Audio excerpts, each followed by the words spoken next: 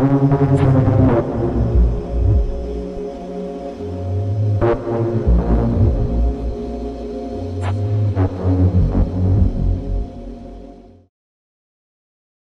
femme qui prétend être la personne la plus âgée du monde a raconté la brutalité de sa déportation vers un exil interne soviétique par le tyran Staline pendant la Seconde Guerre mondiale. Kokou Istanbulova a 129 ans d'après son passeport russe et ses papiers de retraite qui indiquent sa date de naissance au 1er juin 1889. Aujourd'hui, dans un témoignage lucide et profondément choquant, elle a parlé avec émotion du jour épouvantable où son peuple tchétchène natal a été déporté en masse par Staline dans les steppes du Kazakhstan il y a près de 75 ans et dit que le seul jour heureux de toutes ces années a été son retour dans une maison construite de ses propres mains dans son pays natal. De retour chez elle après la purge stalinienne choquante qui l'a condamnée à 13 ans de prison à l'étranger, Kokou s'est mise à construire une maison après que les Russes eurent occupé nombre des maisons tchétchènes libérées. Auparavant, Kokou a été citée en disant qu'elle est la personne la plus âgée qui ait jamais vécu, pourtant elle n'a pas eu un seul jour heureux dans sa vie. Cependant, bien qu'elle ait mis la main dans la boue pour bricoler sa maison, avec de l'eau et des bâtons secs, Kokou a dit que le jour de son retour et la construction finale de son foyer moins la plus belle maison du monde moins étaient les meilleurs jours de sa vie.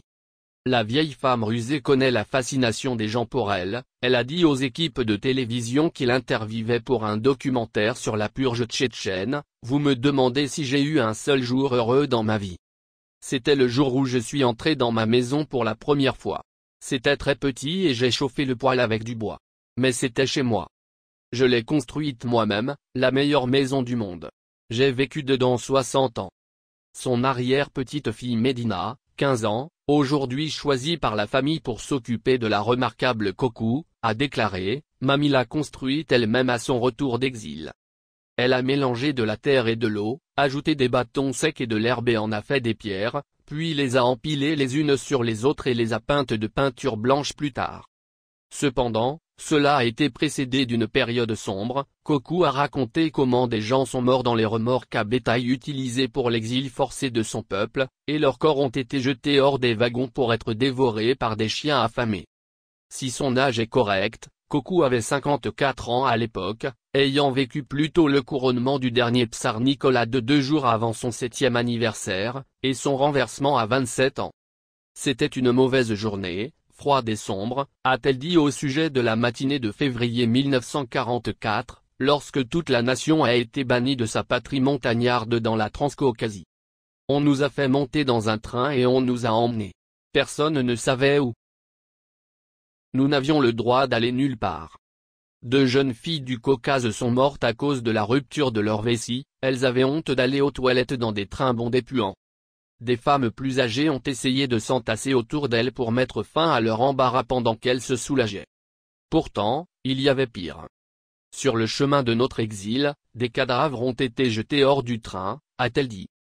Personne n'avait le droit d'enterrer les morts. Les cadavres ont été dévorés par les chiens. Mon beau-père a été jeté du train pour cela. Le garde les a nourris de poissons pourris, dit-elle. Nous avons eu des moments difficiles quand nous avons été déportés. Le paranoïaque Staline prétendait que les Tchétchènes collaboraient avec les nazis. On nous a dit que nous étions des gens mauvais et que c'est pour cela que nous devions partir, a-t-elle dit. Je ne sais pas pourquoi nous avons souffert. Je ne me sentais pas coupable.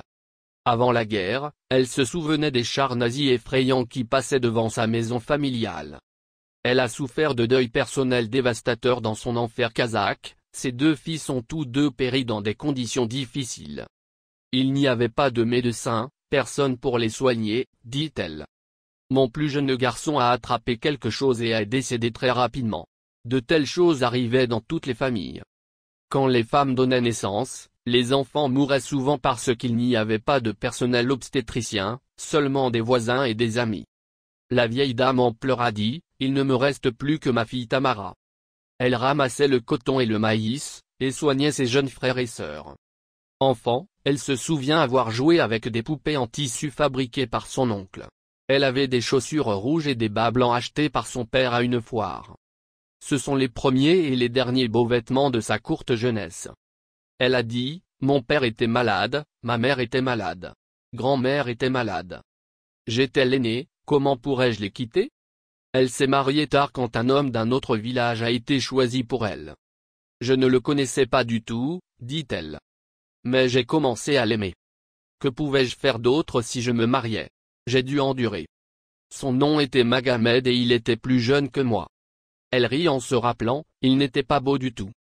Interrogée sur le secret de sa longévité, elle a dit précédemment, c'était la volonté de Dieu. Je n'ai rien fait pour que ça arrive. Je vois des gens faire du sport, manger quelque chose de spécial, se maintenir en forme, mais je n'ai aucune idée de comment j'ai vécu jusqu'à maintenant. Quant à la nourriture, elle évite la viande et répugne les soupes mais adore le lait fermenté.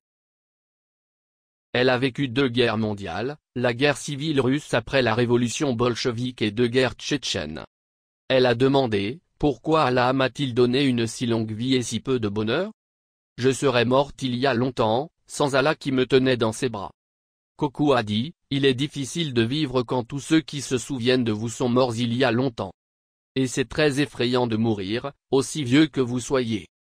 Selon les autorités, les originaux des documents de Coco ont été perdus pendant les guerres qui ont ravagé sa patrie au début de ce siècle. Cela signifie qu'il n'y a aucun moyen de prouver son âge exceptionnel. Mais ici, en Tchétchénie, personne ne doute de sa longévité. Le fonds de pension de l'État, un organisme d'État, affirme qu'il y a 37 personnes de plus de 110 ans en Russie, mais toutes ces affirmations, y compris Coco, sont impossibles à vérifier en raison de l'absence de registres écrits fiables sur les naissances ou la petite enfance.